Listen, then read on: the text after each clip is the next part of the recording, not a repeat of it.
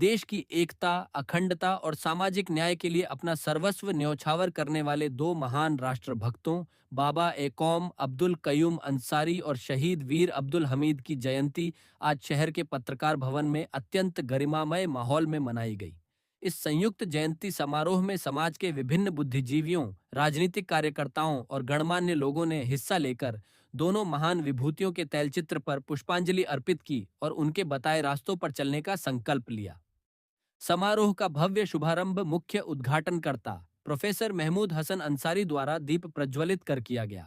वहीं राष्ट्रीय जनता दल आरजेडी के वरिष्ठ नेता अनवारुल हक कार्यक्रम में मुख्य अतिथि के रूप में मौजूद रहे। कार्यक्रम के उद्घाटनकर्ता प्रोफेसर महमूद हसन अंसारी ने अपने संबोधन में कहा कि आज के दौर में इन दोनों महापुरुषों के विचार और प्रासंगिकता और भी बढ़ गई है। उन्होंने युवाओं से अपील की कि वे इनके जीवन से प्रेरणा लेकर समाज में आपसी भाईचारा और कौमी एकता को मजबूत करें। मुख्य अतिथि और राजद नेता अनवारुल हक ने आयोजन समिति को बधाई देते हुए कहा कि ऐसी महान विभूतियों की जयंती मनाना हमें अपनी जड़ों और देश के गौरवशाली इतिहास की याद दिलाता है। उन्होंने कहा कि बाबा ए कौम का सामाजिक न्याय का सपना और वीर अब्दुल हमीद की देश की सीमाओं की सुरक्षा का जज्बा दोनों ही हमारे देश की असली ताकत है। समारोह के अंत में आए हुए सभी अतिथियों का धन्यवाद ज्ञापन किया गया और देश की तरक्की तथा अमन चैन के लिए दुआ की गई। इस अवसर पर भारी संख्या में स्थानीय नागरिक और गणमान्य लोग उपस्थित। बताया जाए वीर अब्दुल हमीद जयंती समारोह मनाया जा रहा है। आज हमारे यहाँ बाबा ए कौम अब्दुल कयूम अंसारी और वीर अब्दुल हमीद की जयंती तकरीब मनाई जा रही है। ये करीब 20 वर्षों से हम लोग हर साल यहाँ धूमधाम से मनाते हैं। ये दोनों अजीम शख्सियतें हैं हिंदुस्तान की सियासी सतह पर और हब्बुल वतनी के तौर पे। ये दोनों पूरे हिंदुस्तान में जाने जाते हैं। हम शॉर्ट में बता रहे हैं कि कयूम अंसारी जब इन्होंने बीए किया उसी दौरान ये तहरीक आज़ादी की जंग में कूद गए और जेल भी गए, और जेल से निकलने के बाद हमेशा इलेक्शन जीतते रहे और आखिर में जो सरकार बनी तो 17 साल तक ये मंत्री रहे, और मंत्री रहते हुए ही इनका इंतकाल हुआ।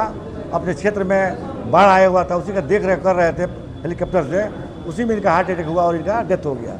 मरते दम तक ये गरीब, वंचित और निचले समाज के लोगों के लिए उत्थान के लिए हमेशा काम करते रहे। ये नहीं कि सिर्फ हिंदू मुसलमान सबके लिए, और हिंदू मुस्लिम के एकता के प्रतीक भी थे।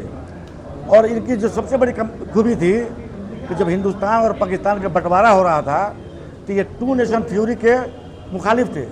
ये नहीं चाहते थे कि देश तकसीम हो, हिंदुस्तान पाकिस्तान बने, इसके सख्त मुखालिफ थे। ये कह रहे थे कि आप वहाँ जाइएगा, ये हिंदुस्तान हम सबका है, हिंदू मुस्लिम तमाम धर्मों के लोग यहाँ रहेंगे, चैन से रहेंगे। पाकिस्तान जाने के बाद धर्म के आधार पर जब हुकूमत बनेगी या वहाँ, तो बहुत नुकसानदेह होगा। और आज हम देखिए उनकी कही हुई बात, मौलाना अबुल कलाम आज़ाद, सरहदी गांधी खान, अब्दुल गफ्फार खान, कयूम अंसारी, ये ऐसे लोग थे जो हिंदुस्तान के मुसलमानों को रोकने में कामयाब हुए। ये तो बता रहे थे क्योंकि इनके पास विजन था, दूरदर्शी थे कि आइंदा वहाँ जाने के बाद आपको बहुत बड़ा नुकसान होगा। आज देखिए हिंदुस्तान में हम लोग 25 करोड़ हिंदू मुसलमान रह गए, 25 करोड़ पाकिस्तान चले गए, 17 करोड़ बांग्लादेश में हैं। आप अगर यहाँ सभी लोग एक ही जगह रहते तो आज जो हमारी लिंचिंग हो रही है, आज जो हम कमज़ोर हो गए, आप क्रीम लोग चले गए और सहाय लोग, गरीब लोग यहाँ रुक गए, तो आज देखिए हालात कैसे बन रहे हैं।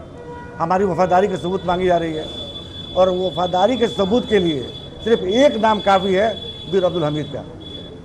आज़ादी के बाद जब देश आज़ाद हो चुका था और हिंदुस्तान पाकिस्तान की जंग हुई तो लोगों के जहन में ये बात थी कि मुसलमान क्या सोच रहे हैं, लेकिन अब्दुल हमीद ने पाकिस्तान के 60 टैंकों को उड़ाया।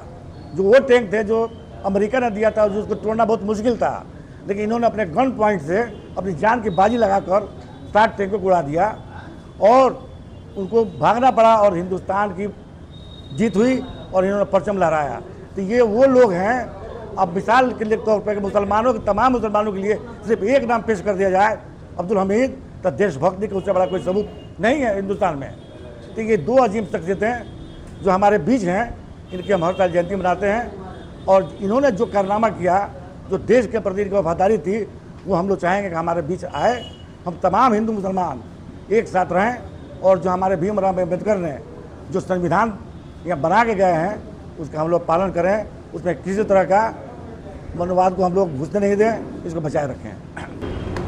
जी मुफ्ती जी क्या कहेंगे, हर साल ये जयंती इस तरह से मनाया जाता है समारोह, क्या कहेंगे? देखिए, ये हिंदी में कहा जाता है कि सुखद संजोग, और उर्दू में हुस्न इत्तफाक, कि एक कपड़ा सीने वाले का बेटा और एक कपड़ा बुनने वाले का बेटा, एक ने आज़ादी दिलाने के लिए आज़ादी के संघर्ष में अपनी महत्वपूर्ण भूमिका निभाई और एक ने आज़ादी की हिफाजत के लिए अपने जान की कुर्बानी दे दी।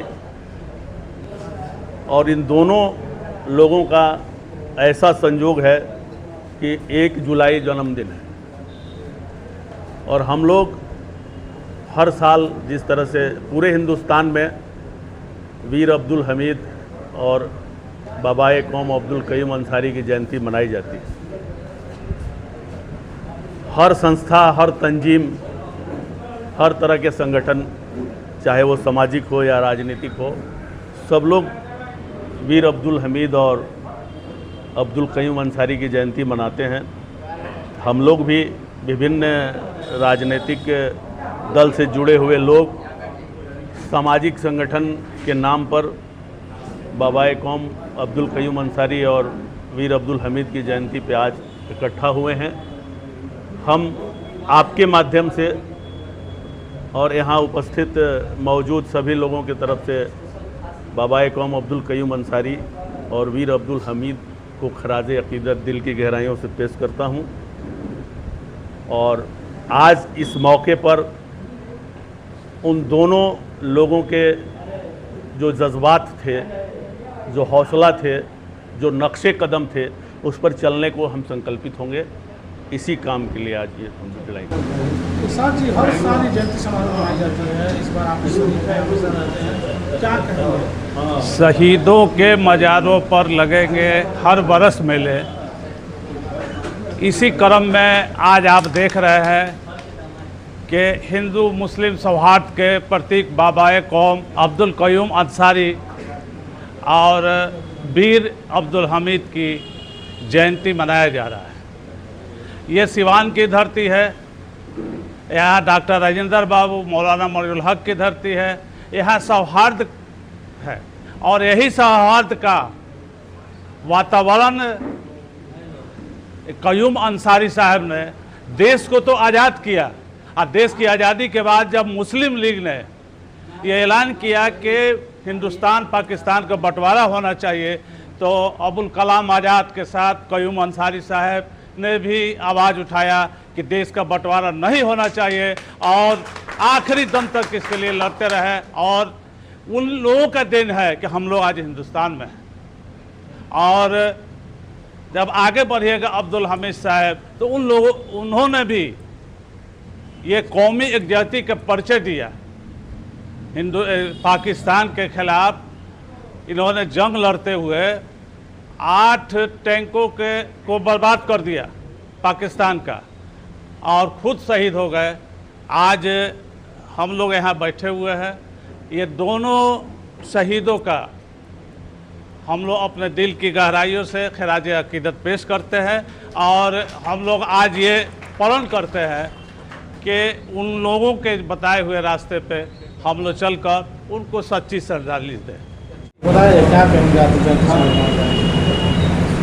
देखिए, आज देश में अपने अपने क्षेत्र के 2 महानायक की जयंती एक साथ है। यह संयोग है, जैसे लाल बहादुर शास्त्री और महात्मा गांधी जी का संयोग था, तो एक संयोग बना। एक 1905 के हैं, एक 1933 के हैं। 28 वर्षों का अंतराल है दोनों के बीच में, और दोनों अपने क्षेत्र के महानायक हुए, राष्ट्रनायक हुए। वीर अब्दुल हमीद का क्षेत्र देशभक्ति का था, राष्ट्रभक्ति था, देशभक्ति और राष्ट्रभक्ति की सुरक्षा का था, और उसमें वे अव्वल दर्जा के निकले। उन्होंने एक संदेश दिया। ये 2 महापुरुष अलग अलग संदेश देता है देश को और देशवासियों को। एक देता है कि आप चाहे जिस धर्म, जाति, वर्ग, संप्रदाय और कौम के हो, आप जिस मुल्क में हो उस मुल्क के लिए अपनी जान देने के लिए तैयार रहो। ये थे वीर अब्दुल हमीद, उनका संदेश ये था। दूसरा, जनाब अब्दुल कयूम अंसारी साहब 1905 से चले और इस दरमियान हिंदुस्तान के जो हालात थे, हम गुलाम थे, आज़ादी की लड़ाई भी लड़नी पड़ी, हम आज़ाद भी हुए। तो आज़ादी की लड़ाई लड़ते हुए आज़ादी के बाद उनका यह संदेश था कि चाहे आप जिस मुल्क में रहते हो, हुब्बुल वतनी जिसको कहते हैं, देश प्रेम कहते हैं, वो कैसे होगा? तो देश के सामाजिक लोगों के उद्धार के लिए जो आज बाट जोह रहे हैं, जिसका कहीं ना कहीं शोषण हो रहा है, प्रताड़न हो रहा है, चाहे वो जिस समाज का हो, तो उसके उद्धार के लिए काम करने का संदेश दिया हमारे कयूम अंसारी साहब ने। उस समय के हिंदुस्तान को आप देखिए, भारतवर्ष की जो सामाजिक व्यवस्था थी वह 4 वर्णों में थी, 4 जातियों में थी। उसका इम्पैक्ट हमारे समाज पर भी पड़ा और हमारे समाज के हमारे पुरखों ने भी गलती की, उनसे भी गलतियां हुई, चाहे वो किसी का प्रभाव, वो लोग की गलतियां उन्होंने की, जिसके चलते हमारे समाज में भी एक विभाजन की रेखा खींच गई, बड़े और छोटे के भाव। हालांकि हमारा मजहब ये नहीं कहता है, हमारे मजहब में ये छोटा बड़ा नहीं है, लेकिन जिस मजहब के मानने वाले हम लोग हैं, मेरी समझ से हम लोगों ने अपने मतलब की रसूख के लिए, अपने वर्चस्व के लिए, या अपनी जमींदारी के लिए कहिए, या सामंती के लिए कहिए, कुछ ऐसे उसमें परिवर्तन कर दिए, मिलावट कर दिए, जो रेखा खींच गई।